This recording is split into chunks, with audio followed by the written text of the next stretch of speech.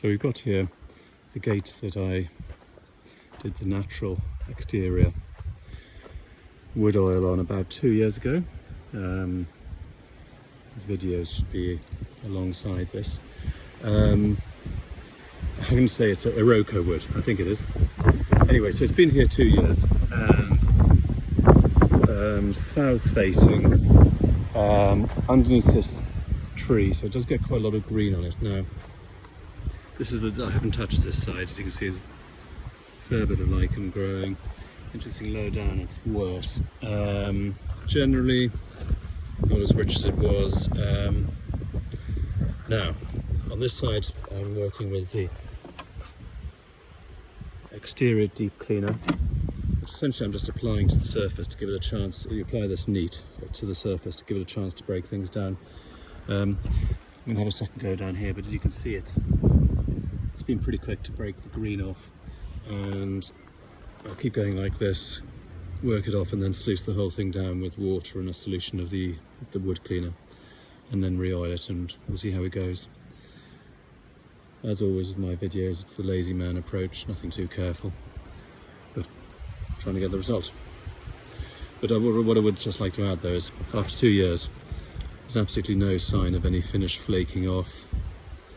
Wood silvering a little bit, but let's see if we can give it back to its original colour. So just a little complimentary video here of the wood. This is deep cleaner. I mean, it's doing a pretty good job of loosening off the green. And what struck me actually is the old gates that were here just had something on them, I don't know what, and they really got very green, to the extent we used power washer to take the green off. So the WOCA Exterior Oil does include a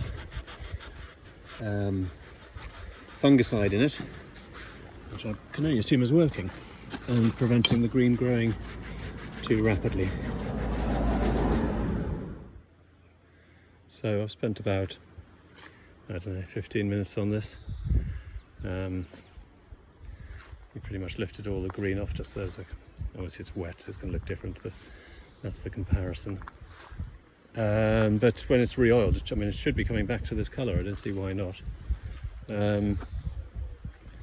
Interesting, these lines where there's been some string keeping a wire in place to stop a dog coming through.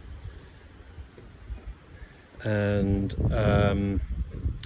so it gives a bit of a clue as to what the original colour was.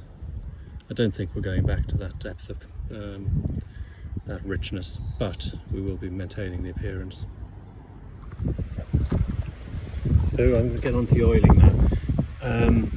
I brought along with me some different colours.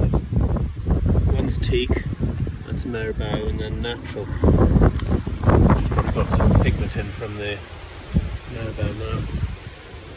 Interesting. Teak look quite bright, but actually it's calming down. I think I might just do it. The thing is, because it's bleached out, I put colour back into them, and I'm just thinking whether I mix the